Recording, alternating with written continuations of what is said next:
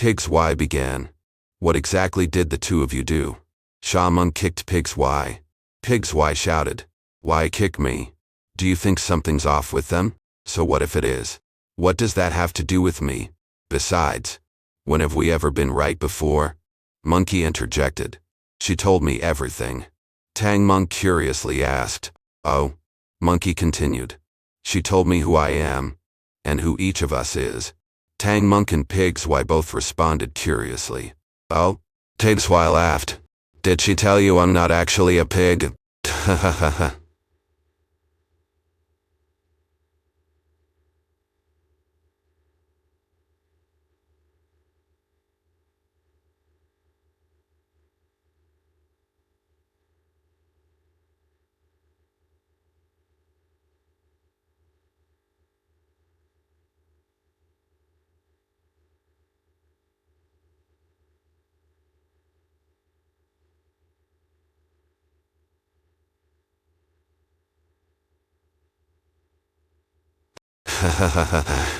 Monkey jumped up abruptly, while Pig's Y rolled on the ground laughing.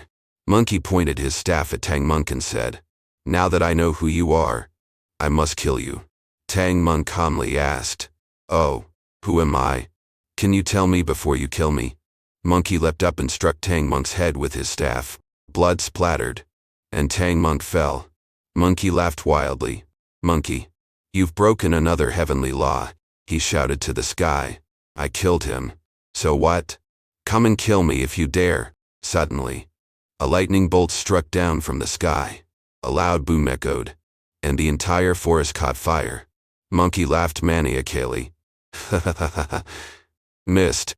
Aim here. He pointed at his forehead. Come on. Come on. Scared? No guts? In the glow of the fire, his face was. The sky rumbled with dark thunder, but no more lightning appeared.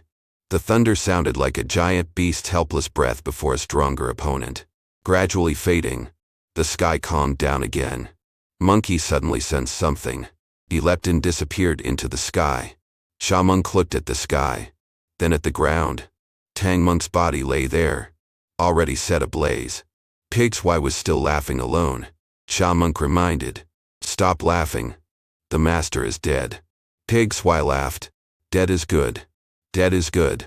Let's divide the luggage. Pig's Y laughed, tears streaming down his face. On the first day when the moon began to rise, Tian Peng had been watching all this. He watched her collect countless specks of dust from the heavens and earth, carefully selecting the silver particles, 1 in 500 billion. He watched patiently and meticulously, not speaking when she worked, for fear of blowing away the grains of sand. Tian Peng stayed by her side, shielding her from the wind and dust with his broad wings when interstellar travelers roared past. She continued this for 800,000 years, and Tian Peng silently waited by her side for 800,000 years. During this time, they did not exchange a single word, and she never even looked at him, focusing only on her pile of sand. Yet Tian Peng felt incredibly happy to have someone to silently gaze upon, someone who needed his help, even if it was only once every few millennia. It was far better than living alone in the dark celestial river. Thus, she selected 10 quintillion silver grains of dust.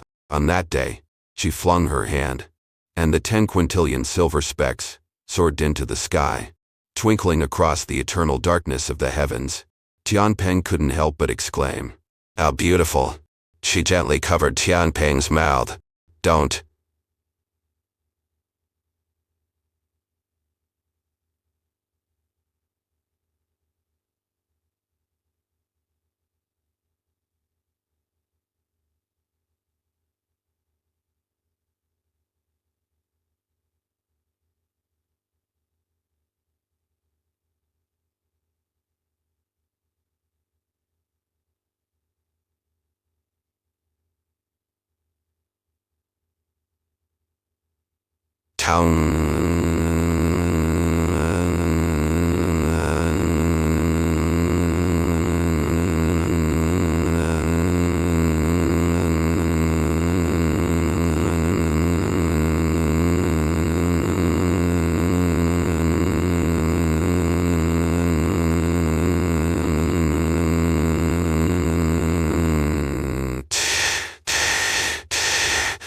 You'll scare them, she whispered softly.